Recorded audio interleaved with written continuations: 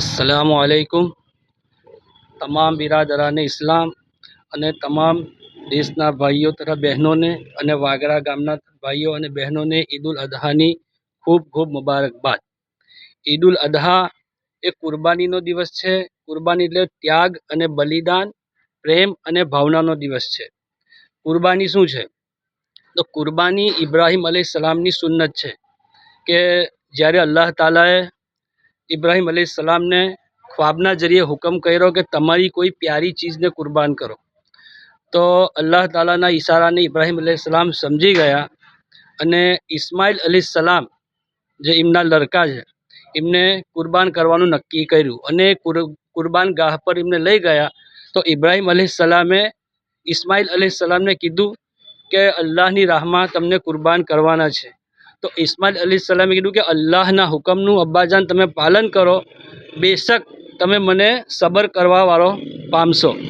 તો ઇબ્રાહીમ અલૈહિસ્સલામે જ્યારે ઇસ્માઇલ અલૈહિસ્સલામના ગળા પર છરી ચલાવી તો અલ્લાહ તાલાના ઇમ્તિહાનમાં એ કામયાબ થઈ ગયા અને જ્યારે છરી ચાલી ત્યારે અલ્લાહ તાલાએ ફરિશ્તાના જરીએ જન્નતમાંથી દુંબો લાવીને જગ્યા પર મૂકી દીધો અને ઇસ્માઇલ અલૈહિસ્સલામની જગ્યાએ દુંબો જબહ થયો અને ઇબ્રાહીમ અલૈહિસ્સલામ અને ઇસ્માઇલ અલૈહિસ્સલામ અલ્લાહના ઇમ્તિહાનમાં કામયાબ થઈ ગયા અને એ સબરમાં બી કામયાબ થઈ ગયા ને એના જરીએ આ કુરબાની આપણા સુધી પહોંચી છે। એટલે આપણે આ કુરબાની આપણે કરીએ છીએ। તો અલ્લાહ તાલાની બારગાહમાં દુઆ છે કે આ જે 3 દિવસ મુસલમાનો કુરબાની કરે છે તો અલ્લાહ તાલા એમની કુરબાનીને કબૂલ કરે।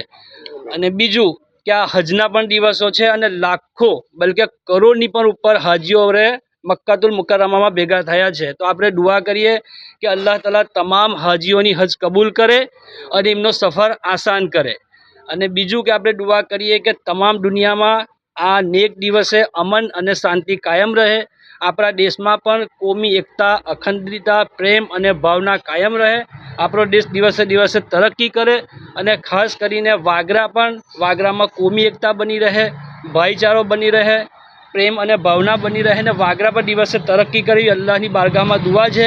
અને ફરી એકવાર તમામ લોકોને ઈદ ઉલ અદહાની ખૂબ ખૂબ મુબારકબાદ।